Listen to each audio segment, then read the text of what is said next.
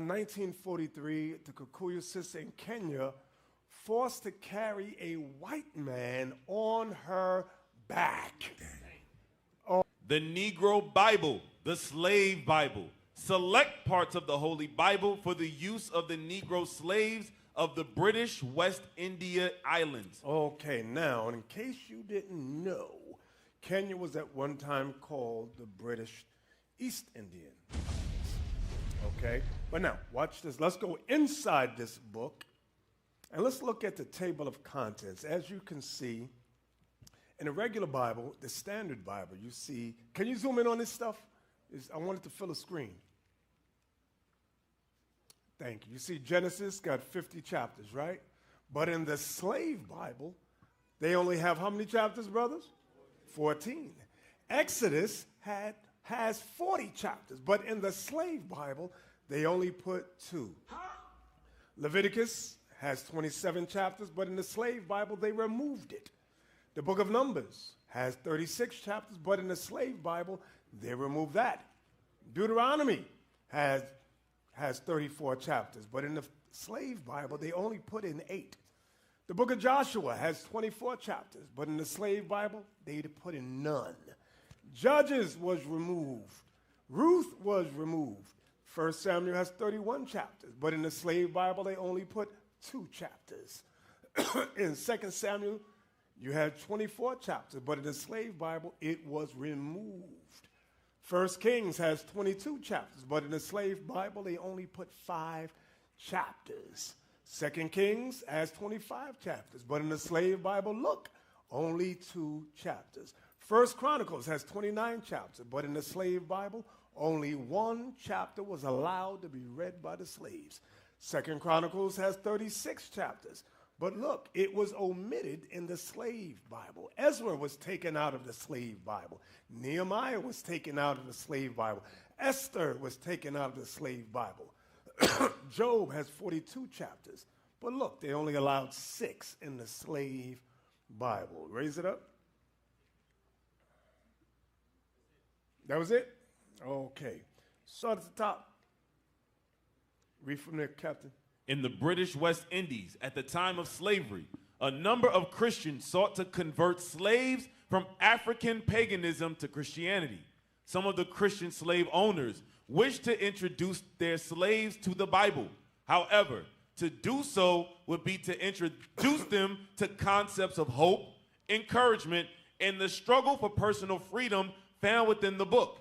In a misguided attempt to save the souls of the people they deemed savages, while preventing their exposure to messages of struggle, hope, and freedom found within the Bible, a group of white Christian missionaries and slave owners parsed the Bible itself, cutting out and removing all chapters and verses that may have led the slaves to consider the concepts of resistance, escape, and freedom. Now, when you read the book Before the Mayflower by Lerone Bennett Jr., it tells you that people like Nat Turner, Denmark Vesey, there was some other, Gabriel Prosser, who could read, they used the Bible as fuel of insurrection.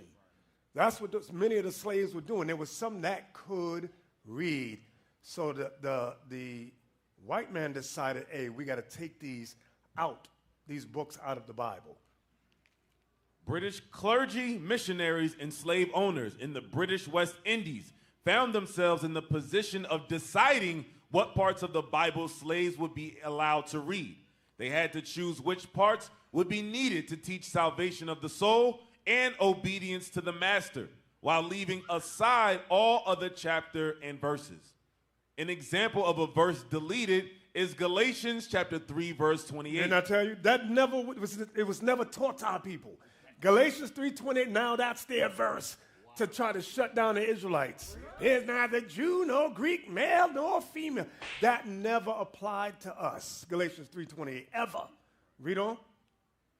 There is neither Jew nor Greek. There is neither bond nor free. There is neither male nor female, for ye are all one in Christ Jesus. Mm-hmm. An example of a verse left in the slave Bible is Ephesians chapter 6 and verse 5. That servants obey your masters. The land of the heart of Livingstone, or the genius of the Bantu. When was this published? 1920. So this book was published in 1920. Let's go to page 19. Read that. In giving the list of the groups into which the Bantu are divided by related dialects and local affinities, we begin at the northeast with the local positions on the map of the subcontinent. So now, Bantu, which means the people, that is a modern term or a nuanced term for Shemites. Bantu is a modern term that's used for the people of Shem. I'm going to show you that. You have on the continent of Africa, you got two main groups. You have the Hamites, which are called pure-blood Nilotes. And then you have the Shemites, which they call Bantu. Write that down. Go back to the book. So now here's a list of some of the Bantus. This might be a bit much, Yuri. Maybe you just want to read the first words because it's a lot. Yes, sir. The groups thus designated are as follows: Uganda Unyoro, Lihuku Kwamba, Kavirondo Masaba, Kikuyu Kamba, Kilimanjaro, Pokomo Nyika, Swahili, Kaguru, Sagala Kami, Hai Nguya, Makonde, Inyamweze, Tanganyika, Manyema, Rua Luba Lunda Marundu, Bakuba, Balolo tribes, Bangala Bangbangi Liboko, Bateke, Dikele, and Binga, Fan or Pengwe, Dulala Group, Isubu Bakwiri, Idia Batiti Bani, Barondo Bakmundu, Impongwe Orungu Aduma, Kakongo, Congo, Mbundu Umbamba Kisama, and Osi Herero. Very good. Give him a hand. But wait a minute. It ain't over, Captain Yuri. Keep going. Yeah. Keep going. Kiboko Lubala, Barotse Si Lungi, Subia Tongo, Bisa Ilala, Kimbembe Kilungu, Inyase or Inkonde. And if you notice on the right side, it gives you the locations of these tribes. Go ahead. Tumbuka Ilinge, Kinga Group, Sengo Bine Hibe Sutu, Yaao Group, Ki Makonde Mokua, Inyanja, Badmana, Tonga Shi Gwamba, Zulu Kafir, and Bushman and Hottentot. Now let's go to the next page. So you see all the numbers 1 through 45, and they have the lists numbered where the Bantus are located. And I want you to notice can you zoom in top right? See Abyssinia, that's Ethiopia. Right under it, raise it up. British East Africa, that is Kenya right there. British East Africa right there is Kenya. You got Kenya and you got Uganda right there, followed by Rwanda. So, now, East Africa, give me the next page. The next clip I sent you, the next clip about East Africa, modern name for British East. Read that, Yuri, Captain Yuri. What is the modern name for British East Africa? Kenya. East Africa Protectorate, also known as British East Africa, was a British protectorate in the African Great Lakes, occupying roughly the same area as present-day Kenya, from the Indian Ocean inland to the border with Uganda in the west. All right, let's go back to the book on page 31. So we saw Kenya was one of the Bantu tribes. So let's zoom in and let's read that. It is allowed that groups of Israelitish peoples have, from time to time, journeyed into the Upper Nile country. But this does not seem to sufficiently account for the large access of influence of which the Bantu are the concrete result.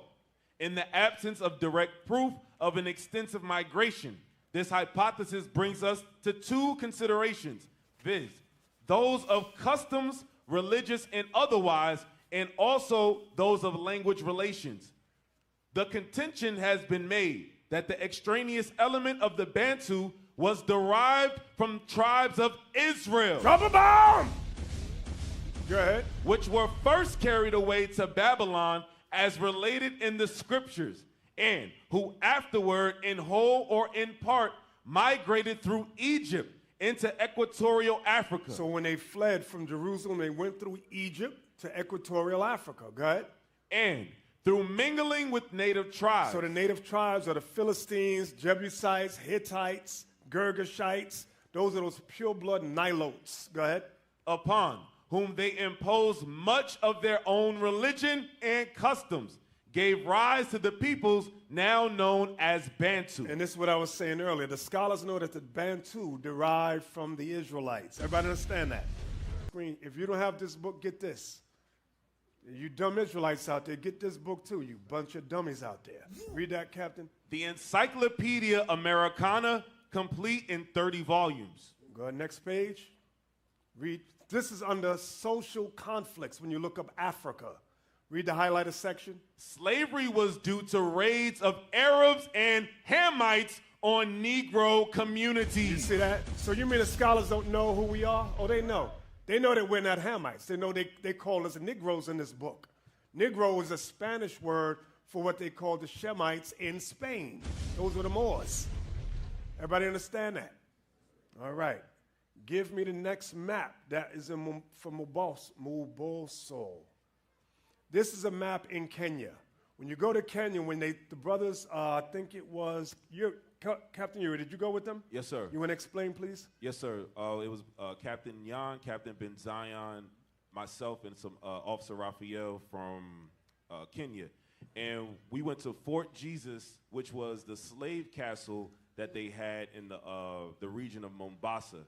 And in there, they showed the dhows, which the Arabs used as slave boats that took the slaves from Kenya into these different regions through the Indian Ocean.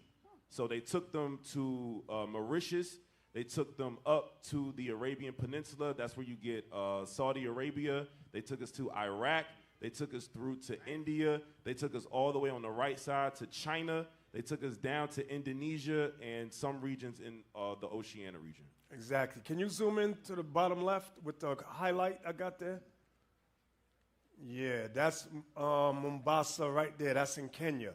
So when you hear these dumb Israelites say, no, there's no Israelites, there was no slavery over there. They don't know what they do no research. These are the dumbest black Hebrew Israelites on the planet. That's right. And I'm talking about UPK and GMS in particular. That's right. Those two groups. Dummies, just straight dumb. That's right. So that's Mombasa right there. And there, that's where they have Fort Jesus right there. And they took the slaves. Let's follow the line, follow the tattered line, IT. Actually, you know, GMS might have a little more sense than UPK. That UPK is the worst. That's the most uneducated group you will ever meet. And they pride themselves on being fat and stupid. There you go. So you got the Arabian Peninsula, Iraq. Look at all the dollars where they took us. India, Gova, Bengali. What's that? Malacca, up above that. I can't pronounce Liguine. Look, China. They took us as slaves to China. As China. Yeah. And when you read in the book of Esdras, it tells you that when China was through with us, they murdered us. That's why you could barely find our people there. Barely. Lower it. How do you say that? Surabaya. So these are places where our people were put and are still, many of them are still in these areas today. So guess what, brothers? We got to go. If the Lord allows, open up that door. We got to go. United States African American population, 41.31 million. So in 2023, they have estimated that there's 41.31 million blacks, which is 14.4% in America, right? Everybody see that, right? Give me the next one. Bantu-speaking populations in Africa, comprising roughly 350 million people. Is depicted as being roughly the same size as Gao John's map. That's about 30 million square kilometers. But in reality, Africa is 14 times larger. As explained by the authors of the Equal Earth Map Projection, Africa considered the mother continent. In fact, based on this projection, the true size of Africa is 30.37 million square kilometers, meaning the vast continent could easily carry several major world nations. Y'all see that? Go ahead, play on. Given the fact that the map of Africa had been subject to several explorers, historians, and geographers drawing up somewhat arbitrary demarcations to define the continent, the actual size of the continent has been modified on the map on several occasions, although it goes without saying that the map of Africa we have today is still the most accurate and relevant of all the maps ever drawn before. Yet, it is not a true depiction for what the size of the continent really is.